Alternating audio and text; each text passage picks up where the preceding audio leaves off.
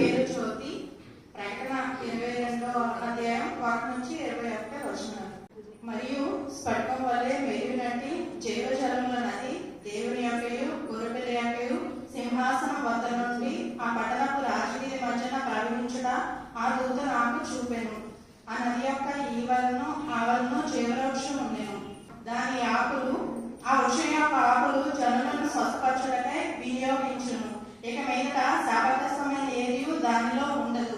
దేవుని యొక్కయు గొర్రెపిల్ల యొక్కయు సింహాసనం దానిలో ఉండెను.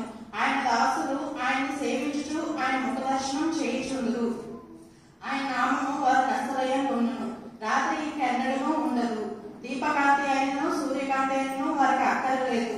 ప్రభువైన దేవుడే వారి మీద ప్రకాశించును. వారి యుగములు రాజ్యం చేయుచుందురు. మరియు ఆ దూత ఇలా నాతో చెప్పెను, ఈ మాటలు నమ్మకమును సత్యములై ఉన్నవి. ప్రవక్తల ఆత్మలకు దేవుడు ప్రభువు త్వరలో సంభవింపవలసిన వాటిని తన దాసులకు చూపుటకై తన దూతను పంపెను.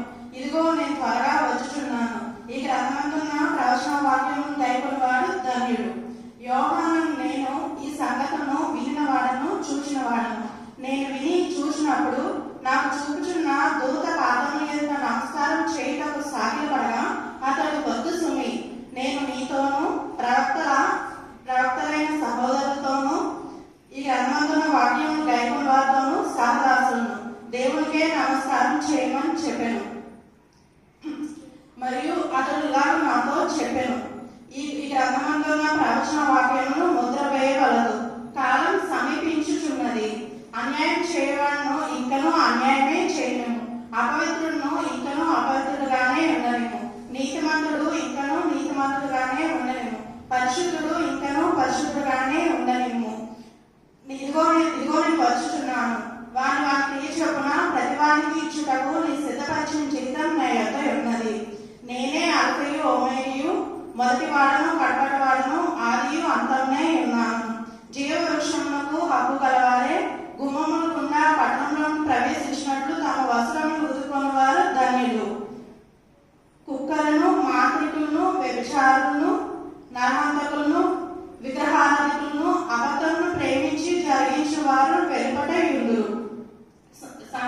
సంగముల కోసరము ఈ సంగతుల గురించి నేను సాక్ష్యం ఇచ్చినది ఏమనగా, యేసు అను నేను నా దూతను పంపి ఉన్నాను.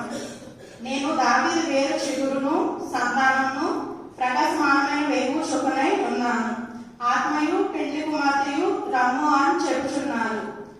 వినువాణ్ణి రమ్ము అని చెప్పవలను. దప్పికొన్న వాణ్ణి రానిము అని చెప్పవలను. ఇచ్చిన వారికి జీవజలను ఉచితంగా పుచ్చుకొనేము.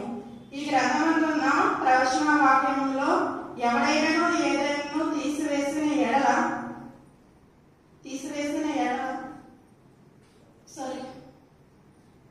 ప్రతి వారికి నేను సాక్ష్యం ఇచ్చినది ఏమనగా,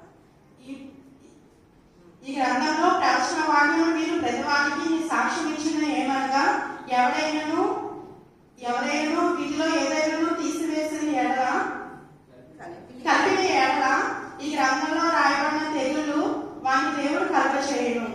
ఈ ప్రవచన గ్రంథంలో వాక్యంలో ఎవరైనాను ఏదైనా తీసివేసిన ఎడల ఈ గ్రంథంలో రాయబడిన జీవవృక్షములకు పరిశుద్ధ పట్టణంలోనికి పాలు లేకుండా చేయను. ఈ సంగతులను గురించి సాక్ష్యం ఇచ్చిన వానికి అవును